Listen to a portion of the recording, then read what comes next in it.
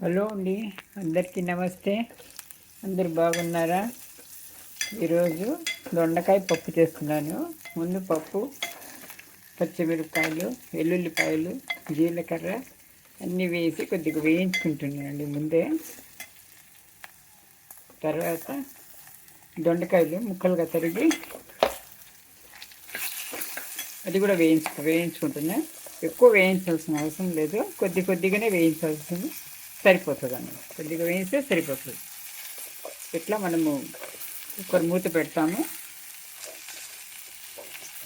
ఉడికిపోతుంది. కానీ ఇట్లా ఉంటే కొంచెం కమ్మగా ఉంటుందండి పప్పు, అందుకని ఇలా చేస్తారనమాట. ఒకేసారి కాయలన్నీ డైరెక్ట్గా వేసుకోకుండా ఇలా కొద్దిపాటిగా వేయించుకుంటే ఒక 2 నిమిషాల్లో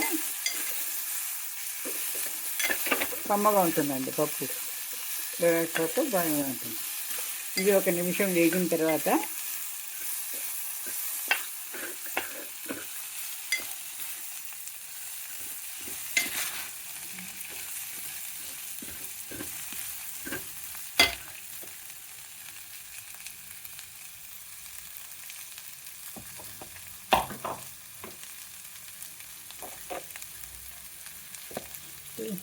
టమాటాలు కూడా వేసుకోవాలండి.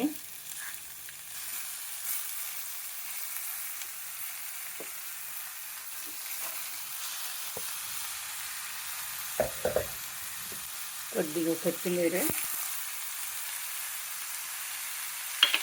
వేసి ఒక 2 నిమిషాలు వేగనివ్వాలన్నమాట.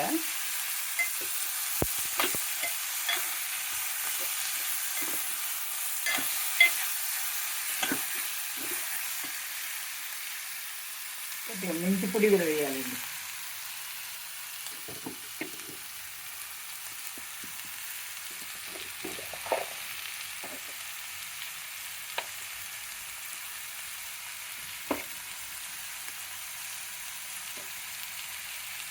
మెంతి పొడి,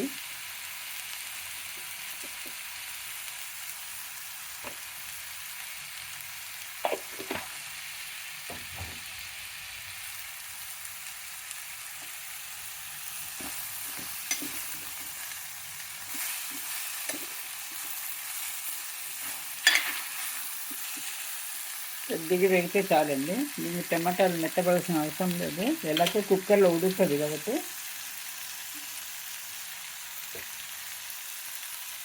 ఇప్పుడు నీళ్ళు వేసుకోవాలండి, ఒక గ్లాస్ నీళ్ళు వేసుకుంటే సరిపోతుంది.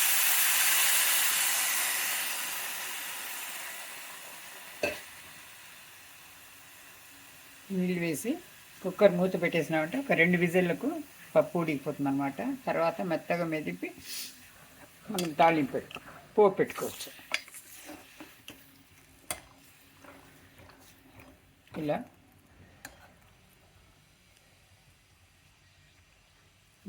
ఉడకనిద్దాము. కుక్కర్ పెట్టేస్తాం, మూత పెట్టేసి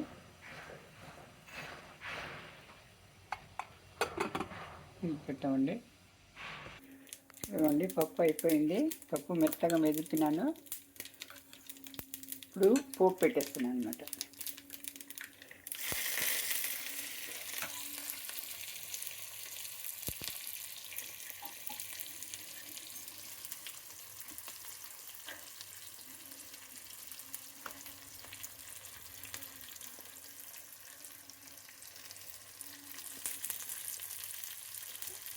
పోపు ఇచ్చింది, కొద్దిగా దాంట్లో పెడుతున్నానండి. పప్పు కొద్దిగా ఒక గిన్నెడే కాబట్టి పెడుతున్నానండి.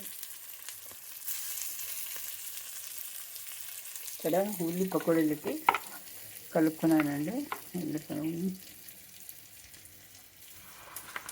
అందరికీ పేరు పేరున థ్యాంక్స్ అండి. చాలామంది స్పందించారు. విజయవాడ వాళ్ళకు సాయం చేయడం కొంతమంది చేశారు.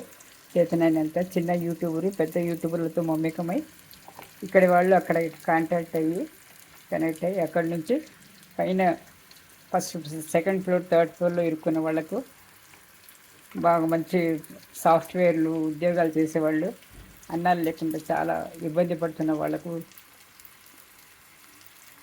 ఇన్స్టాగ్రామ్లో ద్వారా మెసేజ్ చేస్తే వాళ్ళకందరికీ మా ద్వారా సాయం అందించారండి. చిన్న యూట్యూబ్ కూడా చాలా కష్టపడ్డారు. అందరికీ పేరు పేరున థ్యాంక్స్ అండి. ఇదే సమయము ఆదుకోవడానికి.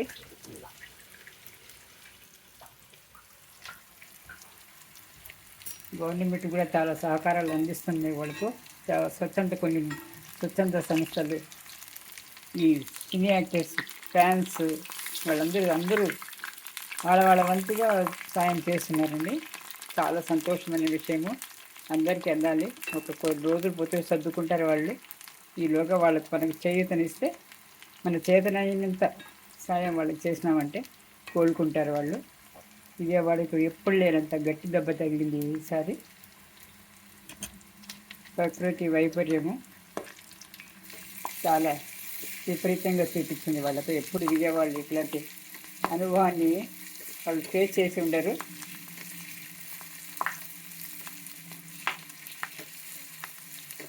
ఈసారి చేశారు పాపం. వాళ్ళు అందరికీ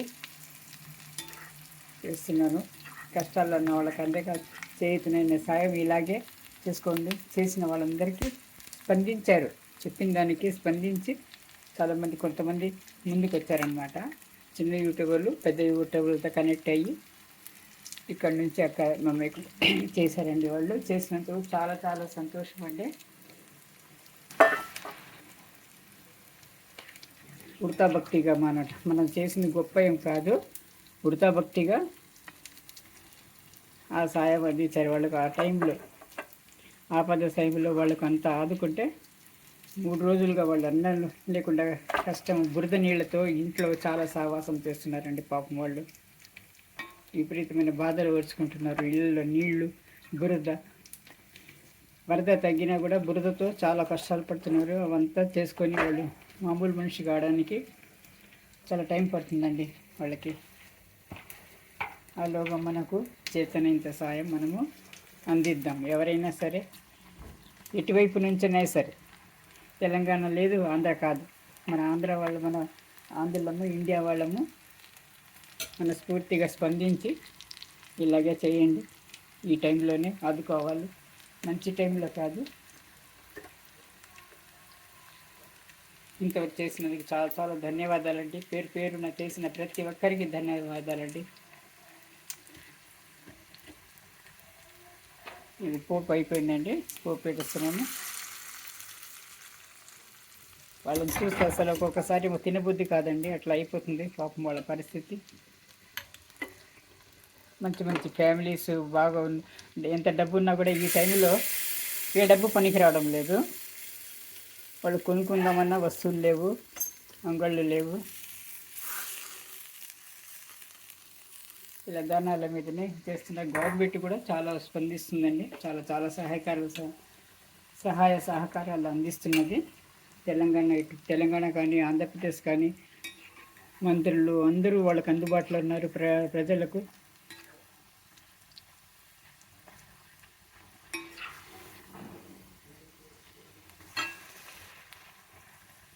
ఇదే అండి వాళ్ళకు గట్టి నమ్మకము. మంత్రులు ఉంటే ఒక గట్టి నమ్మకం అన్నమాట. వాళ్ళు ఉంటే మిగతా వాళ్ళు కూడా బాగా భయపడి పనిచేస్తారు. వాళ్ళు ప్రజలు కూడా తొక్కిసరి అట్లా కాకుండా 1 by 1 తీసుకోండి, అందరికీ అందిస్తారు. అందరికీ సాయం చేయాలనే ఉద్దేశంతోనే అందరూ ముందుకు వస్తున్నారు. మీకు అందరికీ సాయం అందుతుంది. అందుకోలేమని భయపడవద్దు, అందరికీ వస్తుందండి. మీరు అందరి పోయి గోలగా ఒక్క దూకుడిగా మూకుమ్మడిగా ఇచ్చేసి వాళ్ళని ఇబ్బంది పెట్టద్దు. చాలా చాలా దూర ప్రాంతాల నుంచి తీసుకొస్తారు కాబట్టి చాలా కష్టపడాలి, తీసుకొస్తారండి. ఎంతో కష్టం ఉంటుంది ఇది. ఇట్లా ఖమ్మం వాసులు కానీ, విజయవాడ చుట్టుపక్కల వాళ్ళు కానీ, చాలా సింగ్ కాలనీ వాళ్ళు కానీ చాలామంది అండి పాపము బురద అంతా ఇళ్ళలోకి వచ్చి చాలా దీనస్థితిలో ఉన్నారండి పాపం. వాళ్ళు ఎటు కోల్పోకుండా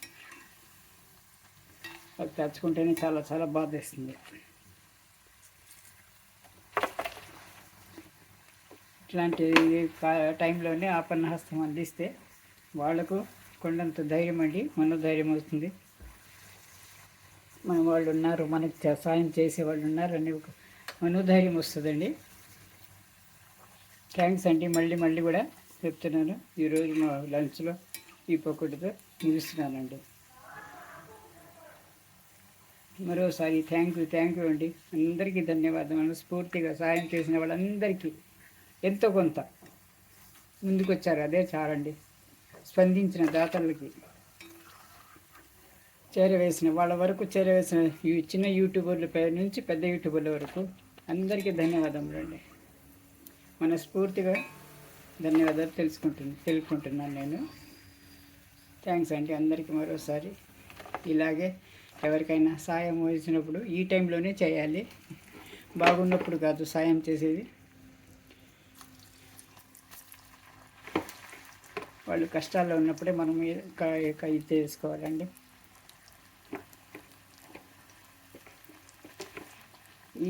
ఈ వరదల్లోనే ఒక సైంటిస్ట్ కూడా ప్రాణం కోల్పోయింది మహబూబ్ నగర్ నుంచి. పాపము తండ్రి కూతురు ఇద్దరు ఒక సైంటిస్ట్ని కోల్పోయాము మనము. యువ సైంటిస్ట్ని, వాళ్ళ ఆత్మకు శాంతి కలగాలని కోరుకుంటున్నానండి. థ్యాంక్ యూ అండి. Thank you.